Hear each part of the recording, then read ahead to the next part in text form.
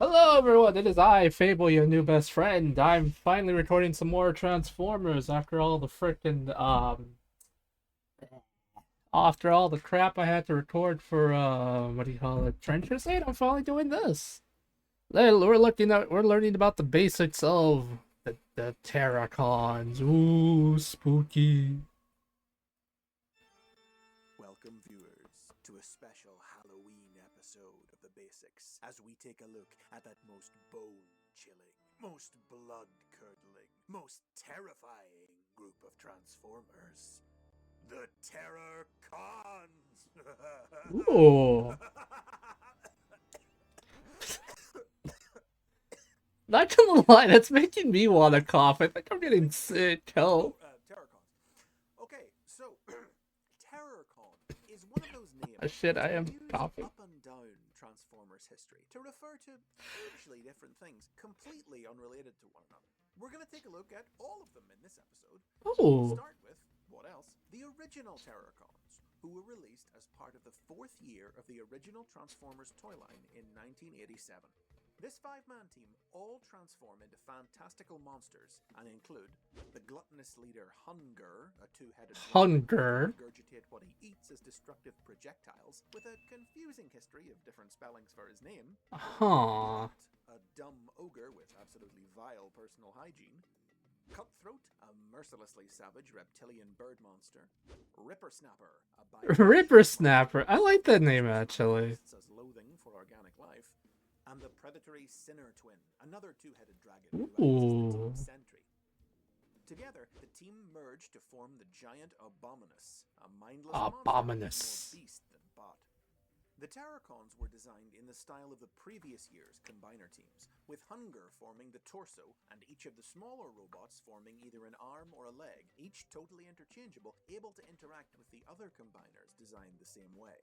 Despite being 1987 releases, they and their Autobot counterparts, the Technobots, snuck their way into a handful of late-run episodes from the Generation 1 cartoon's 3rd season in 1986, in advance of their toys hitting the shelves. The Terracons' introduction into the show Look at slightly them. confused, though. The team were never given an origin story, appearing out of nowhere in the episode Grimlock's New Brain. Grimlock's new brain. Oh my god. Episode, Money is Everything. They were working for the alien Quintessons with no explanation. After the end of the series, they continued to make appearances in the Japanese exclusive sequel The Headmasters, Oh since it dear. aired concurrently with their toy's release, and they returned in 1990 for the Japanese direct-to-video special Transformers Zone. The team made their debut in the Marvel I Comics actually like some of their in designs. Is that fair to say? 4-issue miniseries, in which they were part of a Decepticon unit led by Scorponok that pursued a team of fleeing Autobots to the planet Nebulos. But outside of a brief, minor supporting role in the memorable Marvel UK story Time Wars, their role in the comic was even less notable than in the cartoon, and they Oh were damn. refined by the cosmically powered Starscream less than 2 years after their introduction. Oh After man. that, for the next 20-25 years of Transformers history, the team just didn't have much of a role.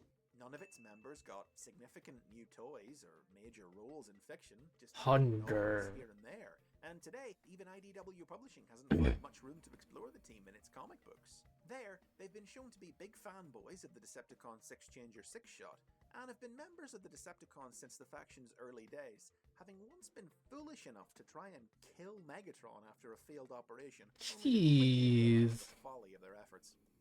So with that not especially inspiring history of appearances in media behind them, it's really always been the Terrorcons' evocative names and unusual, imaginative, colourful alternate modes that have made them memorable to fans. That sucks. I like These them. alternate modes were also the theme of the second type of Terrorcon introduced in Transformers Energon.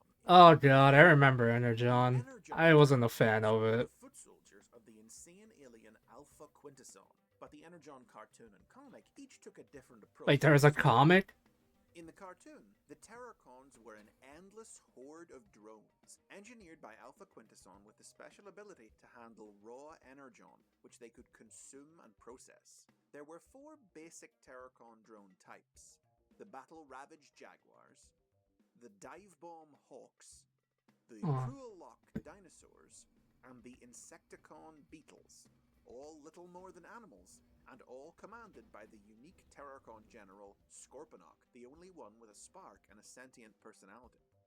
The Terrorcons were formerly the inhabitants of Alpha Quintesson's homeworld, which was consumed by the Oh. animating Unicron.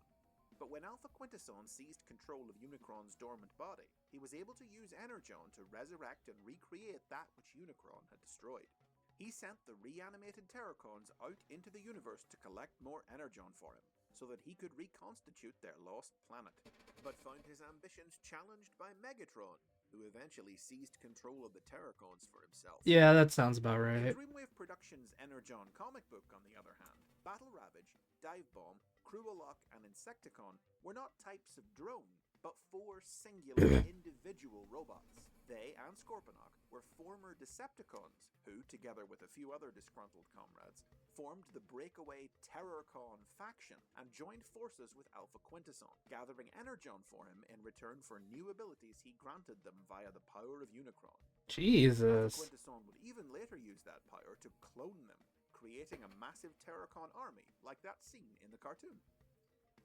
Though the similarities are probably only a coincidence, the third, most recent form of Terrorcon, introduced in 2010 in the Transformers Those Terrorcons zombies? series, also took the form of a mindless army, which, just like the Energon cartoon's Terrorcons, also consisted of deceased beings resurrected by the power of Unicron. Jeez. As feral zombies, reanimated by his lifeblood Dark Energon, that could only be controlled by another living Transformer with the substance running through their system. Notable unfortunates who died and became Terrorcons include the Autobot Cliffjumper, Of course. Megatron's Of freaking course. They always kill off Cliffjumper. Dude, why? guinea pig for the process, and the Decepticon warrior Skyquake, who Starscream turned in a failed attempt to create a Terrorcon army of his own.